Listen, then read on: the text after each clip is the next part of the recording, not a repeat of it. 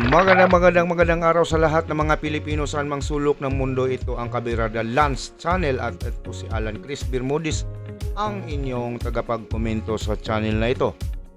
Isang mainit-init na balita, mga kandidato ni Bongbong Marcos ini-endorso na at kanilang minikos-mikos talaga itong mga taong ito sa kanilang lineup. Ito'y nanggagaling pa sa mga politiko na luma na mga politiko at mga re-electionist at may bagong galing sa kanyang gabinete.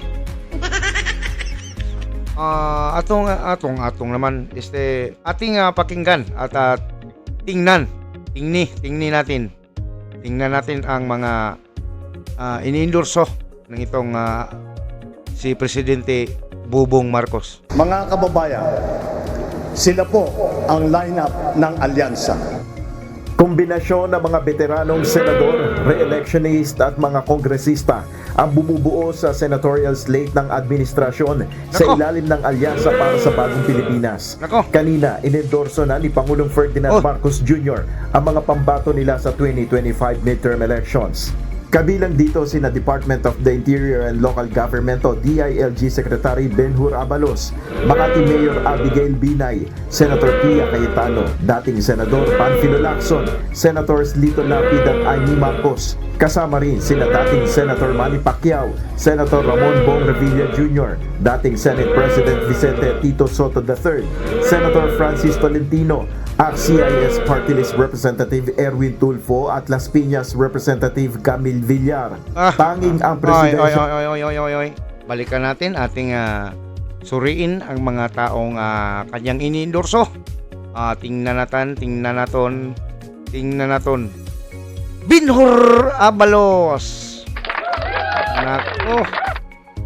Palakpakan Benhur Abalos, isang dating kasalukuyan na DILG Secretary. Napakabuting tao nito. Siya lang naman ang nag-iisang may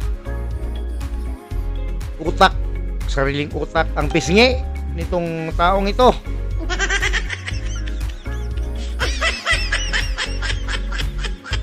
Gumagalaw nang hindi niya alam.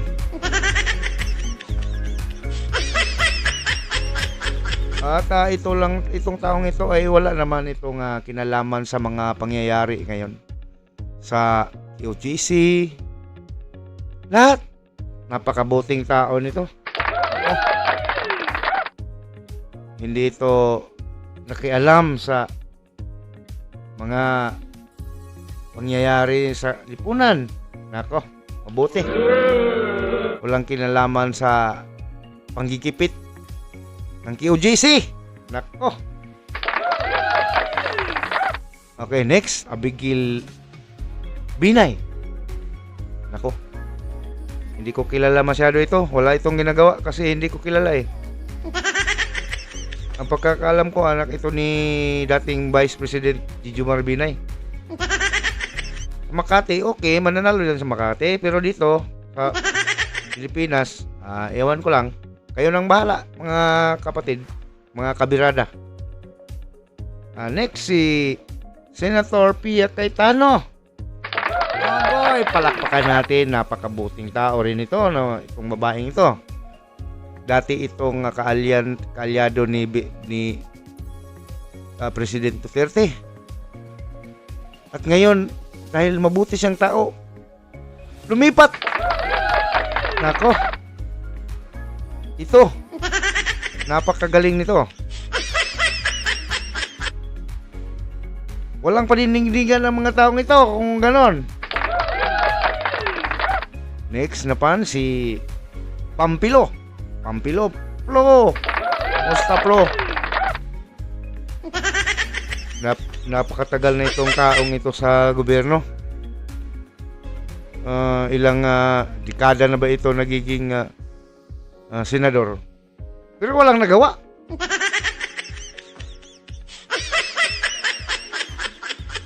Next, dito tayo kay Senator Lito Lapid. Nako, idol. Andyan ka na naman. Andyan ka naman, idol. Kaya pala palagi kang maraming eksena sa Batang Quiapo, idol. Tatakbo ka pala. Okay, next. Nako. Nandito si Senator Amy Marcos, ang super ate ng bayan. Ate ni Bubong Marcos. Ginoo ko. Napakabuting babae nito. Pumunta talaga sa Davao, napakalayo ng Ilocos.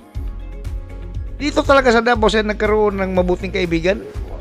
Best friend niya si Sara Duterte. Bakit kaya? Napakalayo. Nako. Pinuntahan talaga si Sara Duterte. Kinaibigan talaga niya. Napakabuting tao nito. Napakalayo. Naghanap na talaga ng kaibigan na nasa malayo dito sa Mindanao pa. Bakit kaya no? Kinaibigan niya. Tuloy naging naugnay tuloy itong si Bobong Marcos kay Sara. Kaya nga nagkaroon ng pagkakataon na kinausap at maging running mate. At nabudol talaga si Sara Duterte. Ito talagang si Senator Amy talaga ang dahilan ng lahat ng ito. Nako. Napakagaling. Napakagaling na babae. Nako. Ito ang dahilan kung bakit nagkaganito ng ating buhay ngayon. May napakaayos ng gobyerno ngayon eh. Sa Senado, walang nagsusuntukan ngayon. Walang nag-away.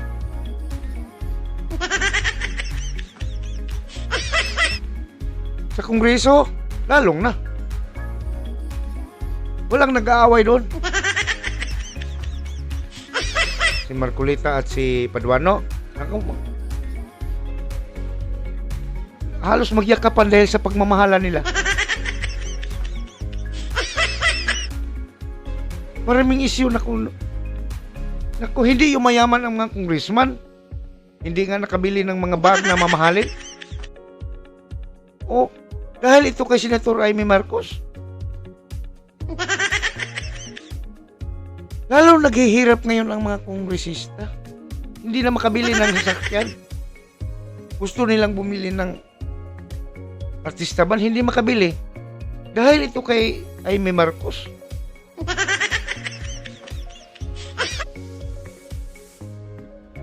Nako, mahirap talaga. Walang problema. Wala sana napakalinaw, napakatahimik ng bansa natin ngayon. Lalong-lalo na sa mga politiko. Walang kurap. Dahil ito kay Senator Amy. Siya talagang pulot dulo ng lahat ng ito.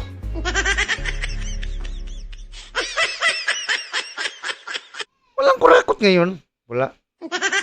Dahil kay Senator Amy, napakabuting tao nito. Nako. Wala sanang ganong nangyari sa KOGC. Kung hindi lang ito si Amy Marcos lumapit doon, nagpa-amigo-amigo, nagpa-dikit-dikit doon sa mga Duterte. Nako. Kaya napakalinaw ngayon. Napakatahimik ng ating bansa. Next. Sino tong iba? Manny Pacquiao. Nako. Palakpakan natin.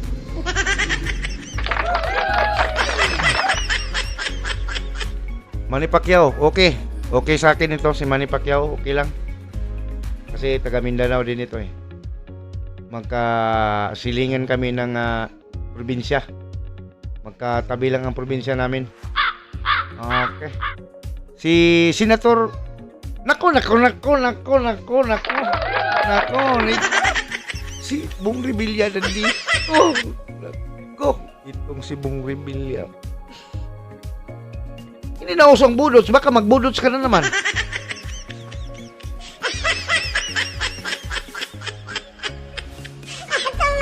maghanap ka ng ibang uso, Senator Bong, ha? Yung hindi na budots. Hindi na bibinta yon.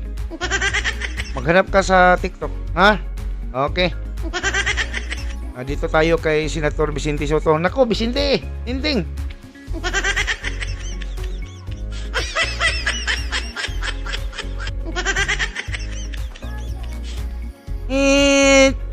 Nanan. Wag na. Nako, nandito na naman. Nandito na. Si Tol.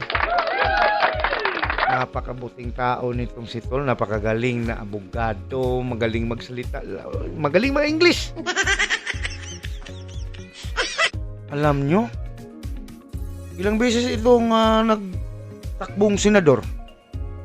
Si Tol. Si Tol.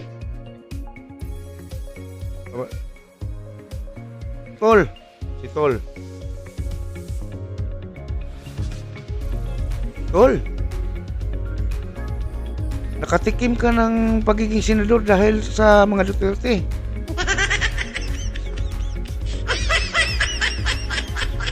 Hindi sa mga Duterte, Tol. Naku. Wala kang experience bilang senador.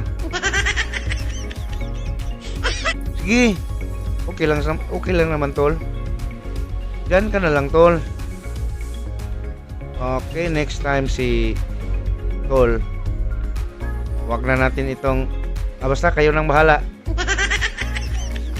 Wag na natin nako, sige. Wag na bahala. Si Erwin Tulfo.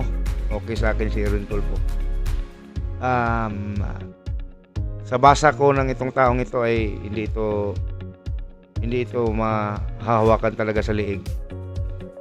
Iipso talaga ito. Okay lang yan. Diyan ka Erwin. Okay lang yan.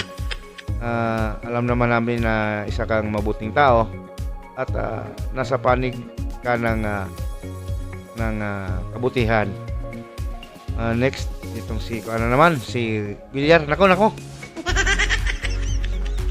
Ano pang toyo nito? Ano pang pakay nito sa Senado? Napakayaman nitong babaeng ito. Pwede na itong hindi magtrabaho. Ano kayang gusto mangyari nito? Okay. Sige, yon ang kanilang itinuboy.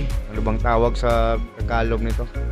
Inendorso ni Bubong Marcos na kanyang mga kaalyado at iniendorsong senador ngayong paparating na eleksyon sa 2025. Kayo nang bahala mga kabirada kung sino talaga ang karapat-dapat na ilagay natin na senador.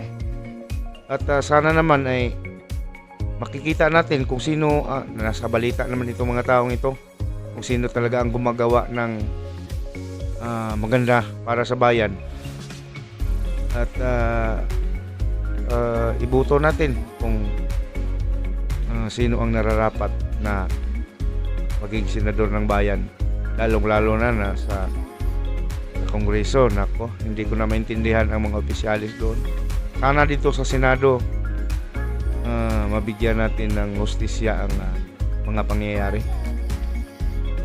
Hustisya na ating ilagay sa Senado ang mga karapat-dapat na tao. Maraming salamat at magandang araw sa inyong lahat.